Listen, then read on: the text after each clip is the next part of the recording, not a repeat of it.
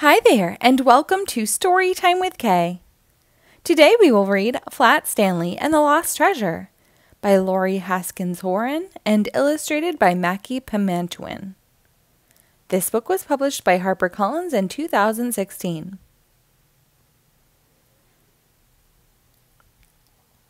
Stanley Lambchop lived with his mother, his father, and his little brother Arthur. Stanley was 4 feet tall, about a foot wide, and half an inch thick. He had been flat ever since a bulletin board fell on him. Sometimes being flat was great, especially on trips.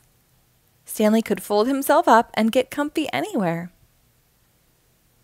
Stanley could roll himself up and catch a ride, too. "I wouldn't mind a ride," grumbled Arthur. But being flat on the beach was a pain in the neck, and the leg and the arm. "Ouch!" cried Stanley. "That's the 3rd time I've been stepped on today." Stanley brushed off the sand. "Let's do something else," he said to Arthur. "Want to go snorkeling?" "Sure," said Arthur. "Stay in the cove," Mrs. Lambchop called. "Okay," the boys agreed, pulling on their masks. Stanley splashed into the sea. "Last one in is a rotten egg." "No fair," said Arthur. "You don't have to put on fins." Stanley grinned.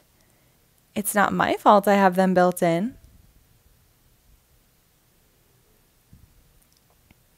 Stanley's flat feet helped him swim faster than Arthur. But he didn't mind slowing down. There was so much to see. Stanley spotted a school of bright blue fish. Arthur pointed out a stingray. "Hey, it's flat like you," he tried to say, but it sounded like glub, glub, glub, glub, glub.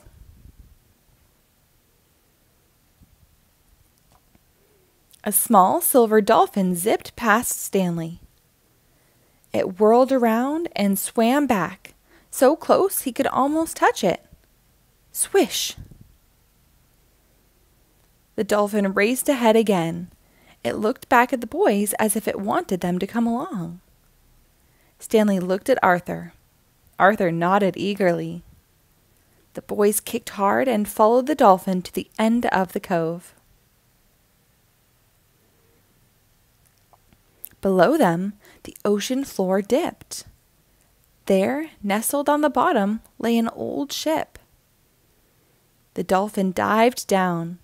The boys took deep breaths and dived too. They couldn't believe what they saw. The ship's sails were torn. Its nets were tangled. But in the middle of the wreck sat a chest of gleaming gold. Stanley kicked back to the surface. Arthur's head popped up next to him. "Did you see that?" Arthur cried. "Let's grab a bunch of gold. We'll be rich." "Hold on," said Stanley. "The treasure must belong to somebody. Let's take one piece to show everyone. Then we'll figure out what to do." "Aw, okay," said Arthur. Just then, a wave slapped Stanley, then another. "It's getting choppy," he said. "I think it's going to storm." "Wait here, Arthur. I'll hurry and get the gold." Stanley dived to the ship again. He picked up a gold bar. It was the size of a candy bar, but much heavier. He slid it into the pocket of his trunks. Stanley was about to head back up when he saw the dolphin. Its tail was caught in an old fishing net on the ship. "I've got to help," thought Stanley, but we both ran out of breath. Quickly, Stanley rolled himself up. He tried to slide through a hole in the net, but something got stuck. The gold bar! Stanley yanked it out of his pocket and tossed it away. Now Stanley fit easily into the net. He used his flat fingers to pry the rope off the dolphin's tail. The little dolphin was free.